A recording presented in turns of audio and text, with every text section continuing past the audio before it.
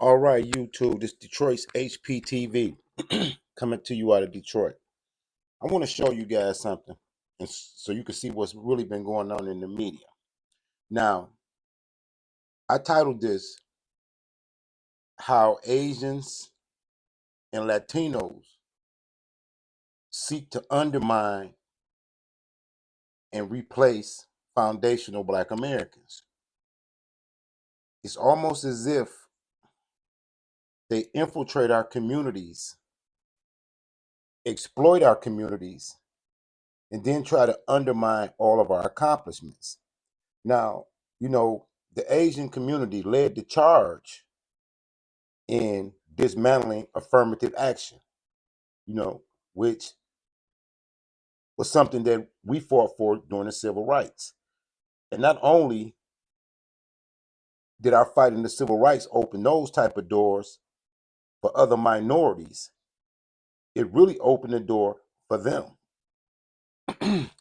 But they come over to this country and they live around us, and it's like they are consistently in competition to one up us, even if they shoot their own self in the foot over it.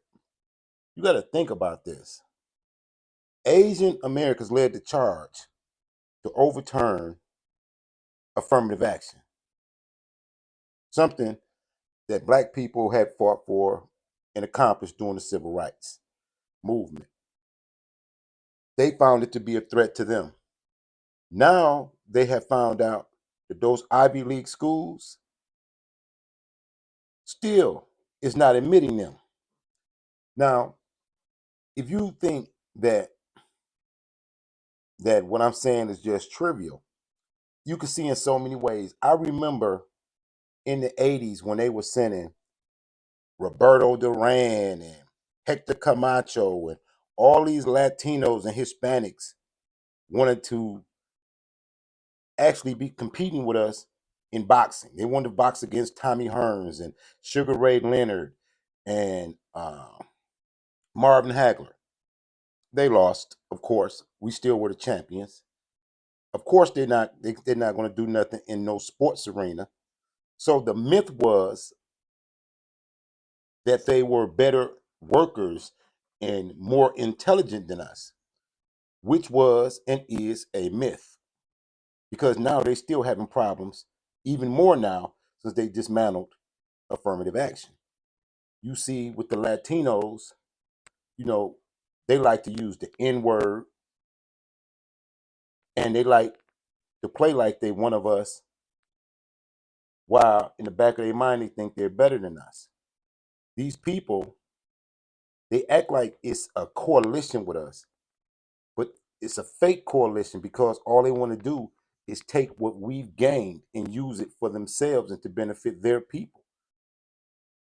You know what I mean? And there's nothing wrong with wanting to be an advocate and create generational wealth and uplift your people.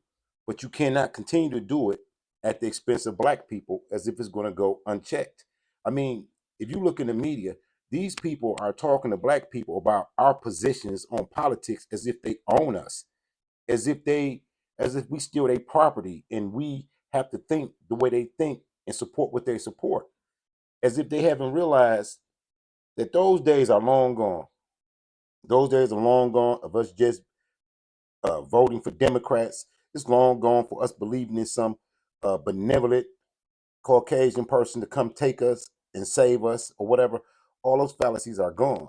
But I want you to see how this Asian, how he really felt about affirmative action. This is for fair usage, commentary, educational purpose in the 1976 Copyright Act. Let's check it out. I want to bring in Alex Shea, prospective Brown University student. I know, Alex, you're on the other side of this. You were hoping that the Supreme Court would move in the direction that it did today. Why do you think that this is the right way to move forward on this?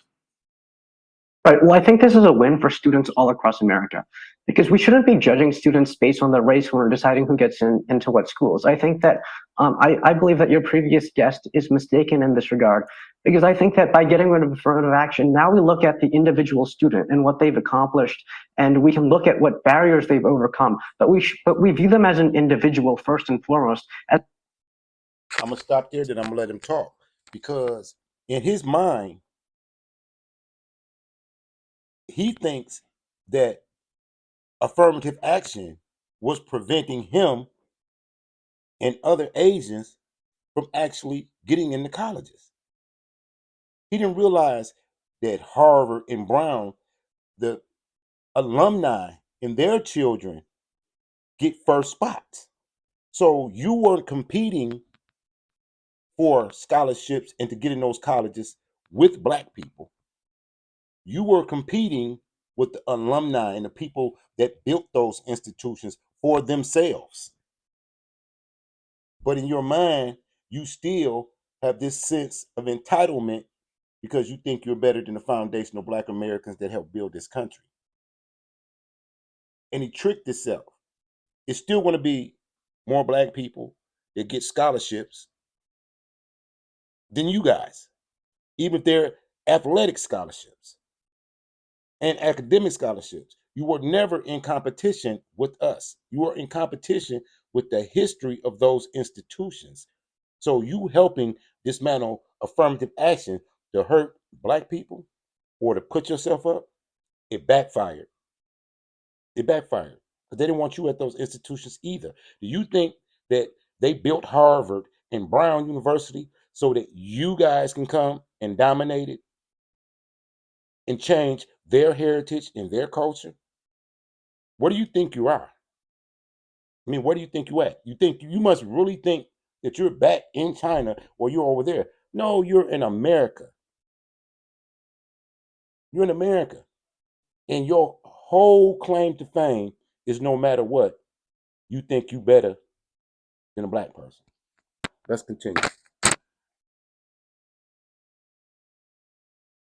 as opposed to just viewing them as a blob in an amorphous, larger racial group, as opposed to just under this new system, we get to view students for who they are as individuals. And I think that's a much better way to go forward on this topic. You heard Bumi's point there, though, that this now forces students, if they want the school to take into account race in some fashion or form, that they're going to have to now write about this. Right. Well, I think that fundamentally, right, for most people, race is just a characteristic. It's sort of the way that your body manifests. I think that for some students that does play a role in how they experience the world, but for some students it doesn't.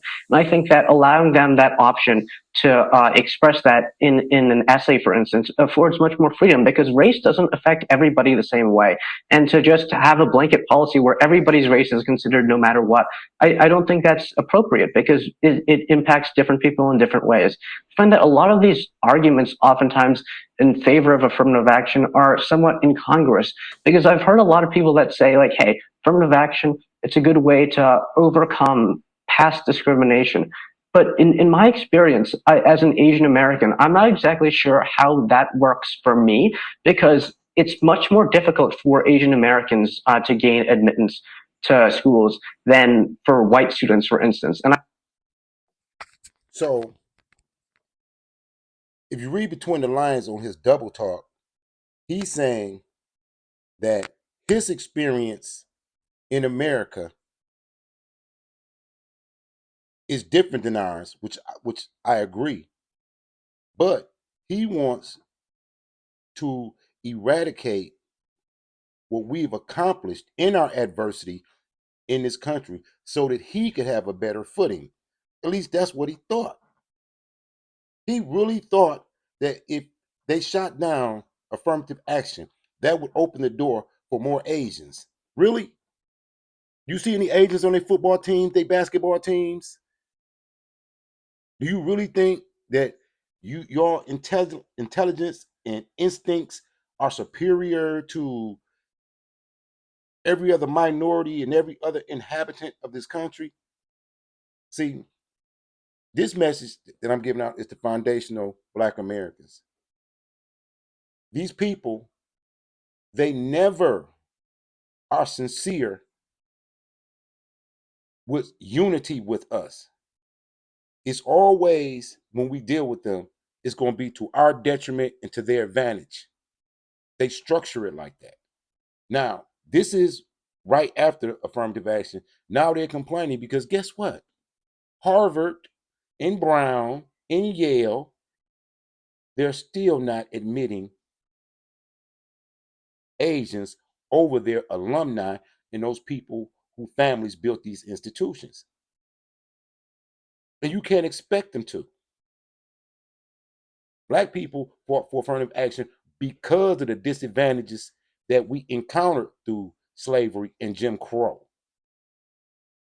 Because they had held education and certain things away from us for so long that they had to try to do something to make amends.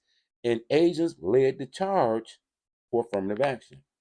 And this is why you seeing that when they bring the immigrants from Latin America, the immigrants are already getting more money than the black people over there. They're getting better housing. And I'm tell you something else you didn't even know. The Latin gangs are already arming the Latin criminals that were released in Venezuela into the cities with guns and putting them in their Americanized gangs.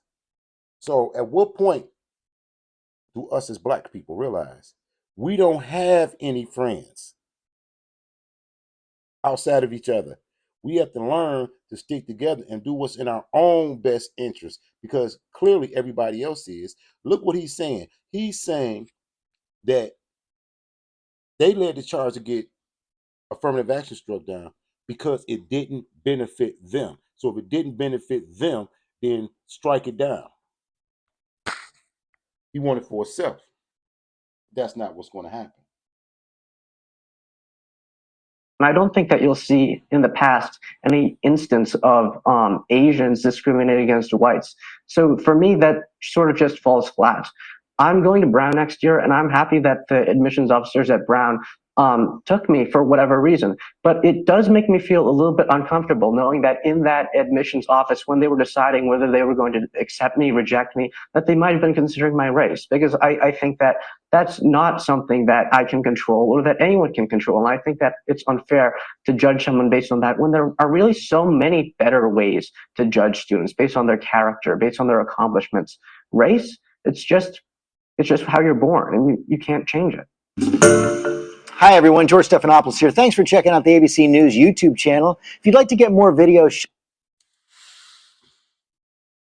The reason I made this quick video to show you guys is that as of right now, the agents that want to go to college are suffering. It's harder for them now than it was with affirmative action.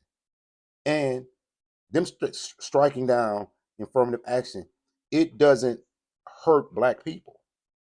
You understand what I'm saying? You know what hurts black people, for real, is when our best athletes don't go to HBCUs and go to those predominantly Caucasian schools and take their talents there to benefit that school. They have not realized that this is this is new black people, new black media. Everything about black people now is new. We're not being led by the Democratic Party in their lives because we've seen that they're not going to do nothing for us. You know what I mean? They want to fear monger with Trump or have you so scared of Trump, but they're no different. They're worse. They're worse than Trump. I don't care how much their political shields that they put out, like the Roland Martins and the Joyce Reeds, they throw them some crumbs. But if you look at the policies and what has happened every time black people turn out to vote for Democrats, they cross them. You know what I mean? So they so worried about how the black man is going to vote. The black man is going to vote in his own interest. You know what I mean? And if neither party seeks to come up with something that benefits us, then we'll sit it out and let the chips fall where they may. Because who's going to get into a situation where you're really choosing one master over another? You know what I mean? Oh, this a good massa. This massa better than that. No, that's not how free people think. Free people think that we don't want no master period. Y'all can do what y'all want to do because y'all haven't made a policy yet that really uplifts us and elevates us. Everything that we've accomplished in this country since we've been here, and those who already have been here, has been in spite of you, not because of you, in spite of you. And now the Asians, they think they know you better than us. You know what I mean? And the Latinos, they have a certain amount of cognitive dissonance to where they think that they could be close to you. You know, I'm outraged that Kamala Harris would be somewhere with Fat Joe, really, and them Hollywood clowns.